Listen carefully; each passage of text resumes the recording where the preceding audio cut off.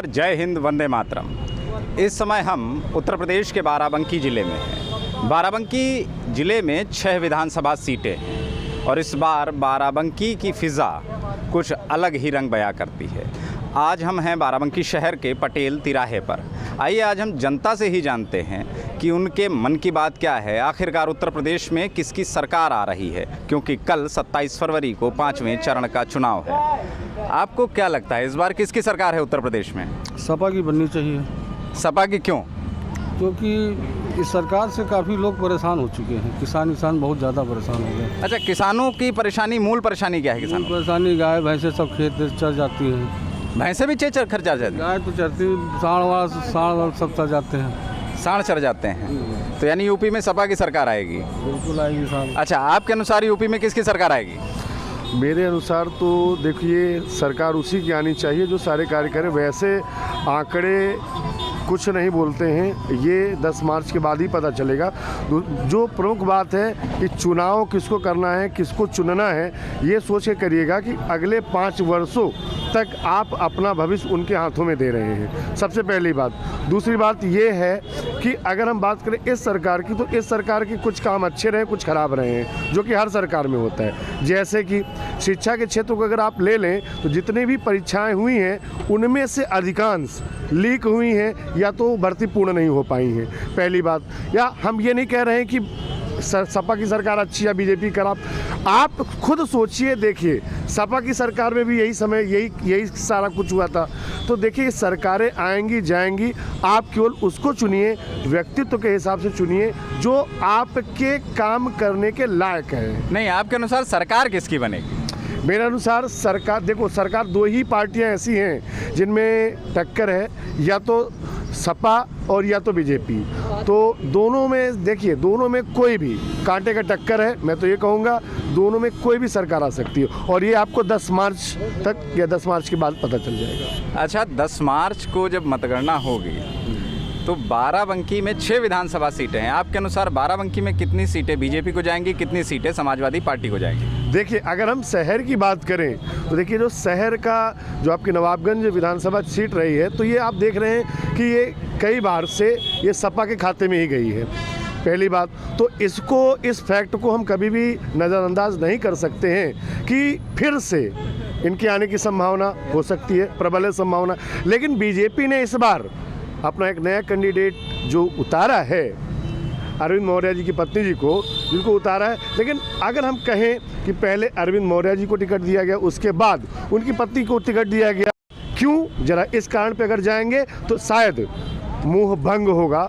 क्यों? क्योंकि वो एनडीपीएस या दूसरे अन्य जो रहे हैं तो उनमें वो एक क्रिमिनल उस रिकॉर्ड में आते हैं, इसलिए वो अपनी पत्नी को चुनाव लड़वा रहे हैं। तो एक फैक्टर अगर ये देखें तो ये पहली बात। तो यहाँ से चांसेस जो मुझे लगता है सपा पहले नंबर पर। अगर हम दूसरे की बात करें, यहाँ पर अगर हम दूसरे की बात करें तो हमारे यहाँ पे डॉक्टर विवेक जी हैं जो कि बसपा से नवाबगंज विधानसभा में खड़े हैं। तो उन्होंने जितने भी समाज सेवा के कार्य हैं, जिनमें से जैसे है कि आँख के डॉक्टर हैं वो, और बहुत लोगों की मदद करी, बड़े कम पैसों में उन्होंने आँख का ऑपरेशन किया, इसकी वजह से तो उनका भी एक चांस बनता है। और बाकी मेरे हिसाब से तो कुछ नहीं। पहले नंबर पे मैं सपा को मानता हूँ, दूसरे नंबर पर भाजपा को, और तीसरे नंबर पर बसपा को मानता हूँ।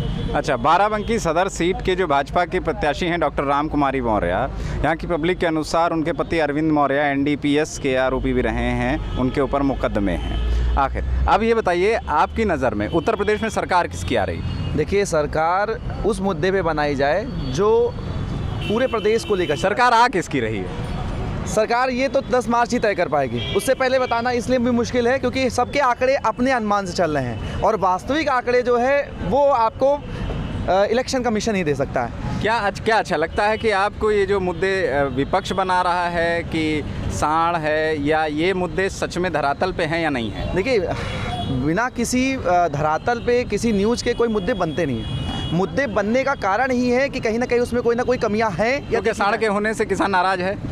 जाहिर सी बात है, अगर देखा जाए हर स्तर पे किसान की पूंजी क्या होती है, उसका खेत होता है। अगर खेत की फसल ही नष्ट हो जा रही है तो वो क्या कमाएगा, उसके लिए कोई और रोजगार का सोर्स नहीं है। सांड तो इसका से, मतलब सांड से केवल किसान ही क्यों नाराज है? आप शहर में निकल जाइए, हर गली में जितने आदमी हैं उसके 1/4 आपको सांड और ये गोवंश दिख जाएंगे, जहां से आए दिन दुर्घटनाएं होती रहती हैं। बिल्कुल, दुर्घटनाएं लगातार या शहर में देख लीजिए, गांव छोड़ दिए, शहर देख लीजिए, इसके लिए कोई कठोर कोई कदम कोई नहीं उठाया गया कदम। और तो ये जो गौशालाएं बनाई गई, वो गौशालाएं अगर बनाए गए हैं, आप देख लीजिए, अगर गौशालाएं में 100 गायें ऐसे ही मरी पड़ी हुई हैं। मैं अभी जल्द ही देख के आया हूँ साहब, उनको अनाज तक नहीं मिलता है कि उनको चारा दिया जाए। गौशाला बना तो दिया गया है, लेकिन गौशाले में कहीं आप बिल्कुल सही कह रहे हैं, लेकिन देखिए अगर आपको लगता है गौशाला बनाने मात्र से चीजें, तो गौशाला आपने देखिए कितने बड़े क्षेत्र में बनाई है। यदि जानवर ज्यादा है तो उस हिसाब से आप गौशाला बनाएं, उस हिसाब से बनाएं। और कहाँ कर रहे हो? ना तो उसमें, ना तो आप शहरों से गांव की तो बात छोड़ दो,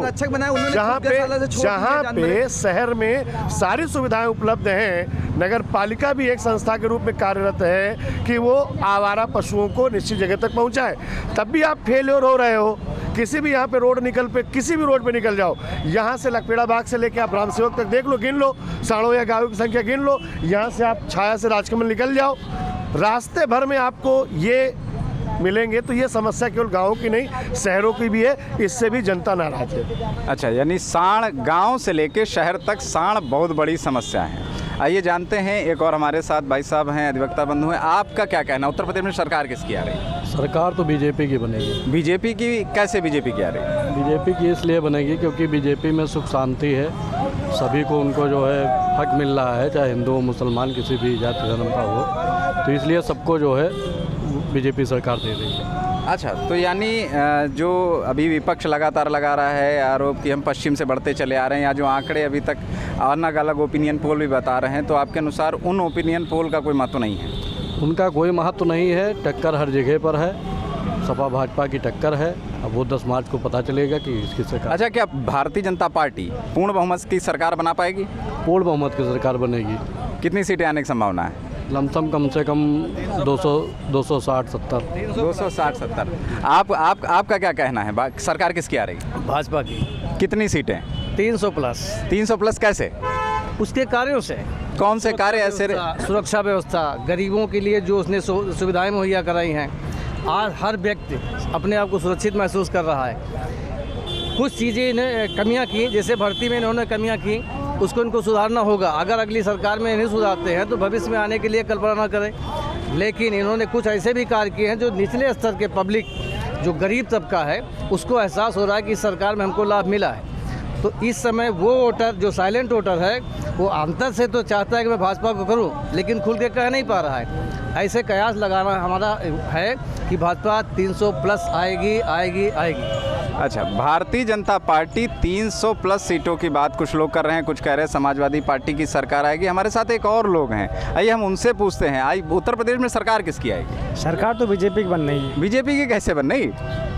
क्योंकि इनके कार्य अच्छे हैं। इनके कौन से कार्य अच्छे रहे? सुरक्षा और जो है गरीबों को अनाज और अन्य चीज़ें जो है इनकी सरकार में सबसे अच्छी रही। लेकिन इनकी सरकार में तो इनके नेताओं और विधायकों की ही नहीं सुनी जाती थी। पहले के मुकाबले है, सही भी है, विधायकों को उतनी जो है आज़ादी नहीं मिली थी जितना पहले के टाइम में था।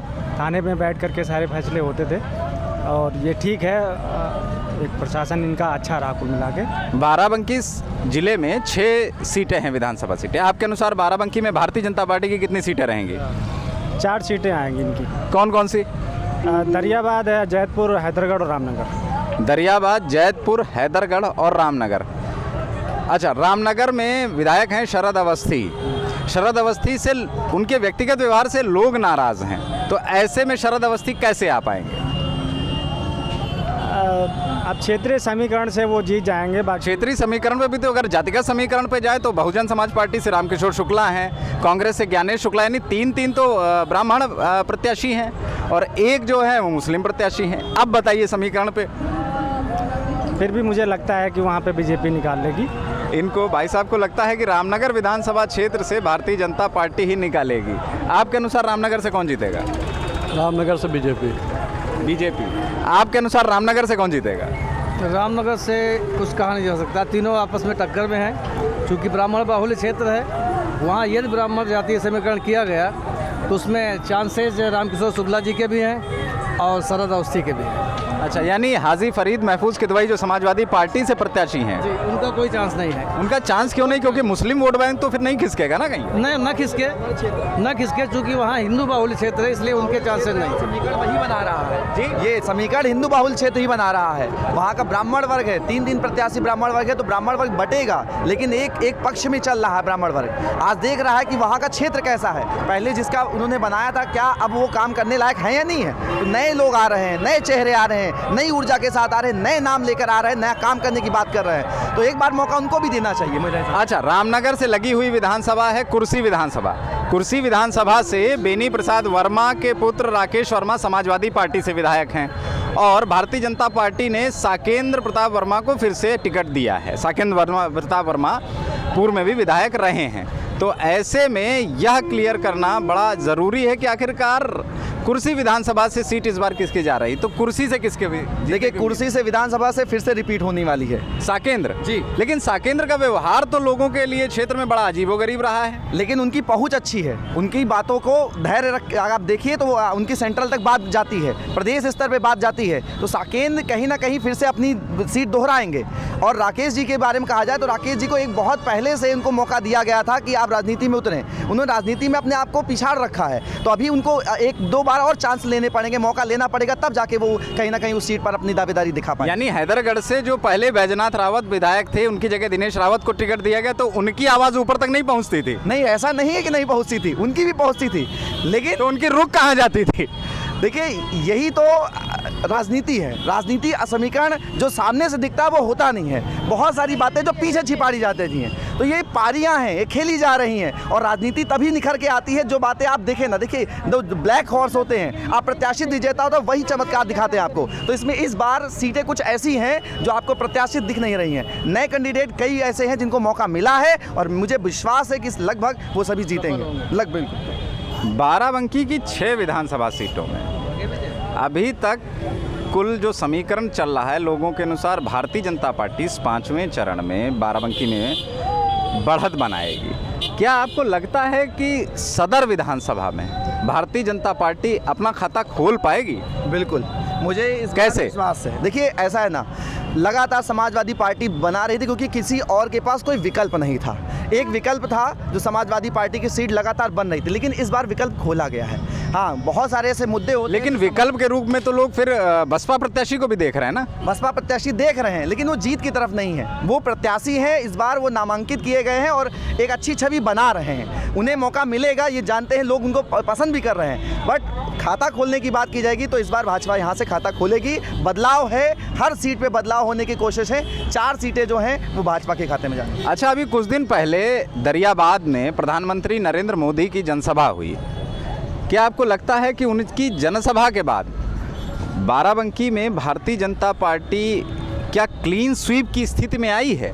वोटर बुद्धिजीवी है, मोदी जी की बातों का अनुसरण करेगी। अगर उसको लगता है कि मोदी जी ने जो कहा है वो पटल पर दिख रहा है तो बिल्कुल क्लीन स्वीप करेगी, इसमें कोई संदेह नहीं। आपको क्या लगता है? मुझे भी यही लगता है कि इस बार जो है गरीब जनता जो है वो भाजपा के साथ में रहेगी पूर्ण रूप से। गरीब जनता भाजपा के साथ में रहेगी, तो अमीर जनता कहाँ चली जाएगी? वो भी रहेगी, लेकिन उनमें जो है थोड़ा बिखराव है, लेकिन गरीब जनता बीजेपी के साथ में रहेगी। यानी जो गरीब वोटर है, जो गरीब तबके का है, निम्न वर्ग का वोटर है, वो कहीं ना कहीं बीजेपी की ओर झुकता दिखाई पड़ रहा है। और अगर बीजेपी की पिछली योजनाओं की हम बात करें तो गरीब तबके के लिए जो योजनाएं चालू की गई हैं वह भाजपा को इस चुनाव में लाभ दे सकती हैं। बाराबंकी से मैं सुमंगलदीप त्रिवेदी।